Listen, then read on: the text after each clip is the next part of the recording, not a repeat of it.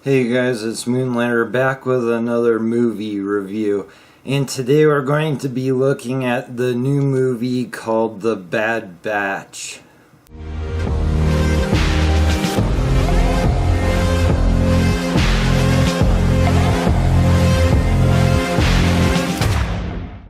So I rented this on Amazon for $6.99 in the horror section of new releases. This is written and directed by Anna Lily Armanpour, who did the movie A Girl Walks Home Alone at Night, which I have never seen, but I've heard good things about it. So this movie stars Suki Waterhouse and Jason Momoa, and it also has Keanu Reeves and Jim Carrey in it. So the movie starts off with our main character named Darlene, who gets processed through some sort of prison, I guess, and released into a territory with a sign that states that American law no longer applies in this area. And what exactly it is, you never really find out. It's just sort of a wasteland, in Texas or Mexico. And she's labeled as part of the Bad Batch, as anybody else who's dwelling in this area. And what the Bad Batch is exactly is never really clear. As far as I could tell, they were like unsavourable types of people that I guess they didn't want in America anymore, I guess.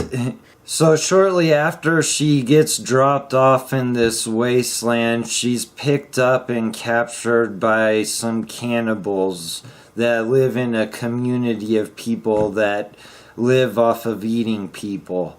And they only cut off an arm and a leg, and I guess they keep her alive to eat the rest later. So she manages to escape, and she knows of another community known as Comfort, and she's gonna try to make her way there, but now that she only has one leg, she decides to lay on a skateboard and kick herself across the desert.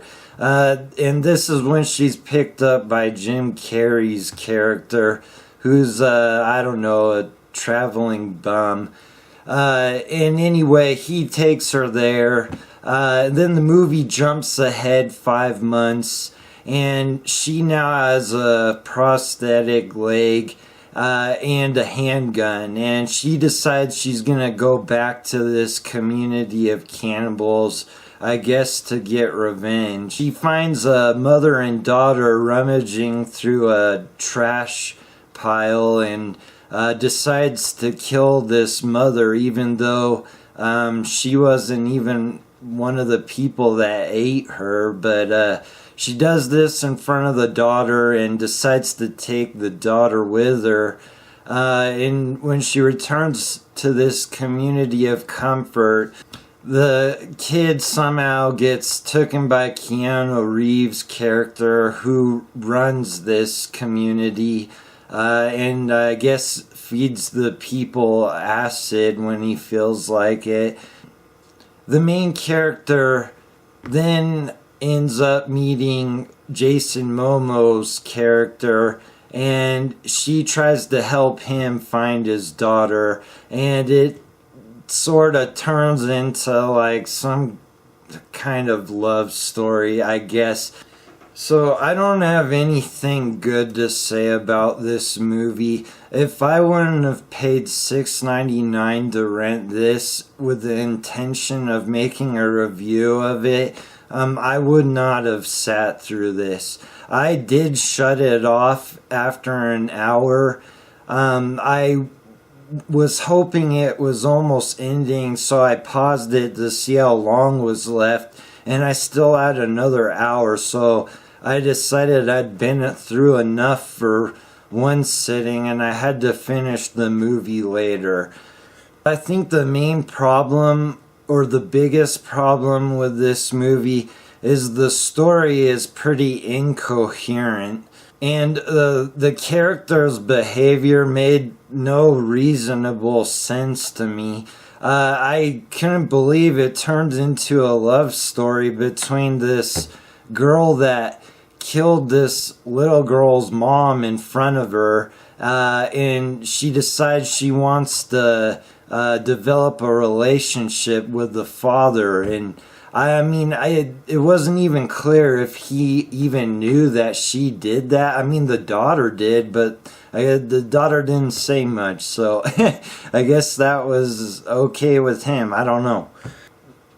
And then there was Keanu Reeves' character. He is only in the movie a small amount, and it's not really clear to me what his deal was either.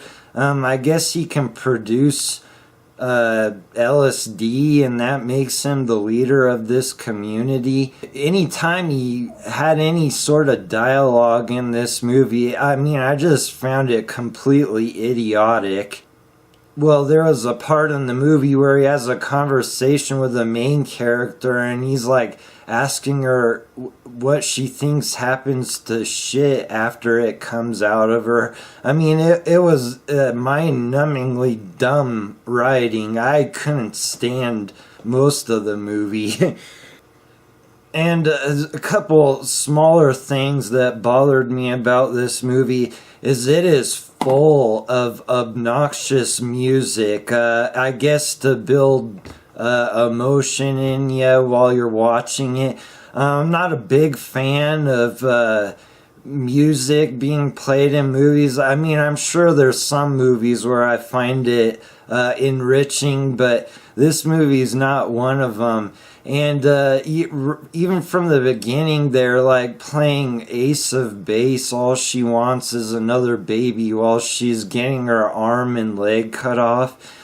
And I just have a feeling they thought that was a cool idea, but I don't know, it just bothered me. And then for some reason they're showing in this community of cannibals a bunch of guys working out wearing thongs, and they're playing this extremely obnoxious rap music.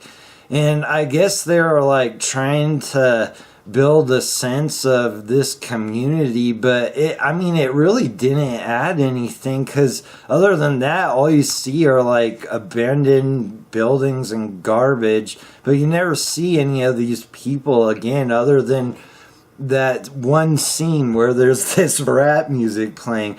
It just sent like an incomplete thought to me.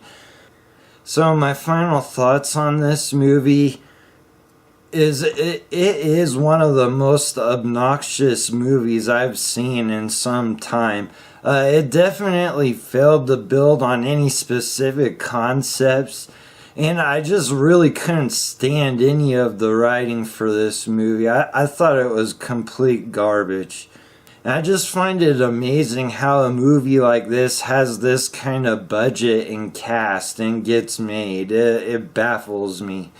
Now, I did get this in the horror section, like I said, but there's nothing horror related about this movie at all, so I would not call this a horror in any way. There is some cannibalism, but it's a small amount, and it feels like it was thrown in just because they thought it was cool or something, I guess. So anyway, I'm going to give this movie a 1 out of 10 because I really didn't even want to finish watching it. Alright, thanks for watching, guys. I'll see you on the next one.